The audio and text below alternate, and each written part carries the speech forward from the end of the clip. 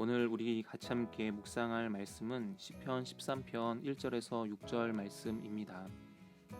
이 말씀은 다윗이 하나님 앞에 기도했던 내용들을 기록하고 있는데, 이 말씀을 살펴보기에 앞서서 먼저 오늘의 주제 세 가지를 살펴보려고 합니다.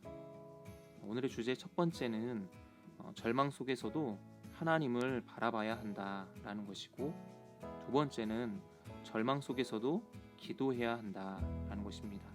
그리고 마지막 세 번째는 절망 속에서도 소망을 품어야 된다라는 것인데, 우리 이 말씀을 같이 살펴보도록 하겠습니다. 먼저 시편 13편 1절에서 2절 말씀을 먼저 읽어보겠습니다. 여호와여, 어느 때까지니이까 나를 영원히 잊으시나이까? 주의 얼굴을 나에게서 어느 때까지 숨기시겠나이까? 나의 영혼이 번민하고 종일토록 마음에 근심하기를 어느 때까지 하오며, 내 원수가 나를 치며 자랑하기를 어느 때까지 하리이까? 이렇게 고백하고 있습니다. 먼저 다윗은 하나님을 부를 때 하나님의 이름을 여호와여 이렇게 부르고 있습니다. 여기서 그가 고백하고 있는 이 여호와라는 것은 하나님의 이름 중에 하나입니다. 특별히 이 여호와라는 그 이름은 하나님께서 당신의 백성들과 언약을 맺으시고, 그리고 그 언약을 이루심을 통하여 구원을 이루어 주시는 분, 그것을 말할 때 여호와라는 그 이름을 씁니다. 이것은 다윗이 지금 매우 큰 위기를 겪고 있음을 우리에게 보여줍니다. 시편 13편 말씀에서는 다윗이 무엇 때문에 괴로워하고 있었는지 그 내용의 구체적인 것들은 말하고 있지 않지만, 우리는 그가 지금 매우 심각한 위기에 처해졌음을 알 수 있습니다. 그것을 우리는 여호와여라는 그 부름과, 또 한 가지는 여기서 1절과 2절에서 4번이나 반복되어지는 어느 때까지입니까? 라는 것입니다. 1절에서도 어느 때까지입니까? 그리고 어느 때까지입니까? 2절에서도 어느 때까지입니까? 그리고 마지막으로도 어느 때까지입니까? 이렇게 4번이나 다윗은 하나님께 하나님 언제까지입니까? 이와 같은 고통스러운 상황들이 언제까지 지속되어지고 언제나 멈출 수 있습니까? 라고 물었습니다. 다윗이 이렇게 말하는 거예요. 하나님, 어느 때까지입니까? 나를 영원히 잊으셨습니까?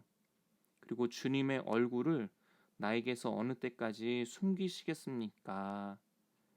나의 영혼이 번민하고 근심과 걱정을 하고 있고, 종일토록 내가 마음에 근심하기를 어느 때까지 해야 됩니까? 내 원수가 나를 치며 내가 다윗을 이겼다라고 자랑하는 것, 이것을 내가 어느 때까지 보고 있어야 됩니까? 이렇게 물었습니다. 다윗이 원수가 나를 친다라고 했었을 때, 이것만 보면 다윗의 모든 것들이, 그 어려움이 원수 때문인 것처럼만 보이지만, 실제적으로는 이 원수라는 것보다 하나님께서 나를 잊으셨다라는 것, 하나님께서 주님의 얼굴을 나에게서 감추셨다라는 것, 그것으로 인하여서 다윗이 영혼의 고통을 느끼고 있었음을 우리가 알 수 있습니다. 그러니 다윗의 그 탄식은, 다윗의 괴로움은 눈앞에 보여지는 사람들, 원수들로 인한 것이 아니라 하나님의 부재하심, 하나님께서 내 눈에 보이지 아니하심, 이것 때문에 그가 힘들어했다라는 것입니다. 우리를 괴롭히는 문제들도 마찬가지 아니겠습니까? 하나님께서 나를 버리신 것처럼 여겨질 때가 있습니다. 다윗이 말했던 것처럼 하나님께서 영원히 나를 잊으신 것처럼 우리가 생각되어질 때도 있습니다. 그리고 주님의 그 은혜의 얼굴을 우리에게서 감추신 것처럼 우리도 느낄 때가 있습니다. 때로는 하나님께서 내 어려움과 고통 가운데, 문제에 하나님께서 무관심하신 것처럼 여겨질 때도 있습니다. 그와 같은 때에 우리가 어떻게 해야 될까요? 두 번째입니다. 3절과 4절 말씀을 먼저 읽어보겠습니다. 여호와 내 하나님이여 나를 생각하사 응답하시고 나의 눈을 밝히소서. 두렵건대 내가 사망의 잠을 잘까 하오며 두렵건대 나의 원수가 이르기를 내가 그를 이겼다 할까 하오며 내가 흔들릴 때에 나의 대적들이 기뻐할까 하나이다. 이렇게 고백하고 있습니다. 하나님이 부재하신 것처럼 여겨지고 또 때로는 하나님께서 응답하시지 않는 것 같은 때, 고난의 시간들이 깊어질 때, 그와 같은 때에 우리는 절망하고 낙심할 수 있습니다. 그러나 그와 같은 때에도 우리가 기억해야 될 것은 하나님이 여전히 우리의 하나님 되신다라는 사실을 믿어야 된다라는 것이죠. 오늘 말씀에서 다윗은 그 절망적인 상황, 앞서 보았던 것처럼 하나님께서 부재하신 것 같고 하나님께서 내 기도에 응답하시지 않는 것 같은 그때에도 다윗은 하나님을 뭐라고 부르고 있나요? 바로 여호와라고 부르고 있습니다. 하나님은 여전히 나의 구원의 하나님이시고 그리고 하나님은 나의 하나님이 되신다라고 다윗은 고백하고 있습니다. 다윗은 하나님께 이와 같이 기도했습니다. 여호와 내 하나님이여 나를 생각하사 응답하시고 나의 눈을 밝히셔서 내가 사망의 잠을 자지 않게 하옵소서. 이렇게 말합니다. 그리고 나의 원수가 이르기를, 뭐라고 원수들이 말하는가 하면 내가 다윗을 이겼다. 그리고 다윗이 흔들리는 그 모습을 보고서 내가 기뻐한다라고 말하는 것. 하나님, 그런 일들이 일어날까 내가 두렵습니다라고 다윗이 고백을 했습니다. 인생에 큰 어려움이 찾아왔을 때 우리들도 다윗처럼 기도해야 됩니다. 때로는 하나님께서 응답하시지 않는 것 같고 또 하나님께서 나를 떠나신 것 같을지라도 기도하기를 멈추지 말아야 됩니다. 왜냐하면 하나님께서는 반드시 부르짖는 자에게 응답하시기 때문에 그렇습니다. 사람들이 느끼는 이와 같은 부재, 하나님이 나와 함께 하시지 않는 것 같아. 하나님이 내 기도는 들어주시지 않는 것 같아. 이와 같은 때에도 우리가 믿어야 될 것은 내 느낌이나 혹은 내 감정이 아닙니다. 우리는 느낌과 감정을 믿는 경우가 많이 있습니다. 그래서 내 느낌에 하나님이 없는 것처럼 느껴지면 진짜 하나님이 없는 것 같고, 하나님의 사랑이 내 마음 가운데 느껴지지 않으면 하나님이 나를 사랑하시지 않는 것처럼 생각합니다. 그러나 우리가 믿는 것은 느낌이나 감정이 아니라 바로 하나님의 말씀입니다. 우리는 다른 그 어떤 것보다도 하나님의 그 말씀이 우리에게 허락하여 주신 약속인 것을 우리는 믿어야 됩니다. 기도해도 응답되지 않는다 같은 그런 느낌을 받습니까? 혹은 부르짖는 자에게 응답하신다라고 말씀하셨는데도 그 약속을 믿지 못하고 있지는 않습니까? 이와 같은 때에 다윗은 기도할 수 없는 그런 상황 가운데서도 여호와는 나의 하나님이다라고 기도했었습니다. 우리도 그와 같이 기도해야 합니다. 마지막으로 우리 5절과 6절 말씀 살펴보겠습니다. 5절과 6절에서 다윗은 이렇게 고백합니다. 나는 오직 주의 사랑을 의지하였사오니 나의 마음은 주의 구원을 기뻐하리이다. 내가 여호와를 찬송하리니 이는 주께서 내게 은덕을 베푸심이로다. 이렇게 고백하고 있었습니다.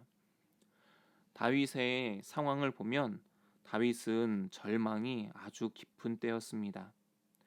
주변에서는 원수들이 있고 그리고 하나님은 부재하신 것 같고 또 하나님께 기도해도 응답되지 않는 것처럼 여겨지고 고난이 점점 길어진다라고 생각하고 있었습니다. 그와 같은 때에 절망할 수밖에 없는 상황 가운데서도 다윗은 어떻게 했는가?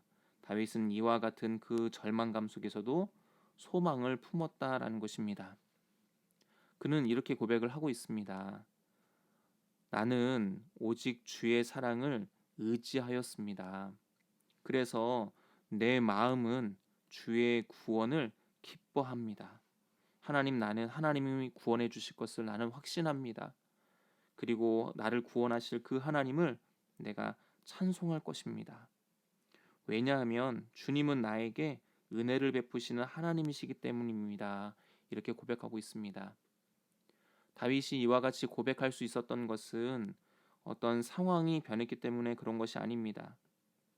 여전히 상황은 좋지 않았어요. 그리고 하나님께서도 계시지 않는 것처럼 여겼습니다. 그럼에도 불구하고 다윗은 상황을 보지 않고 무엇을 바라보는가? 하나님의 구원하심, 그분이 나의 여호와 되심을 그는 바라보고 있었다라는 것입니다.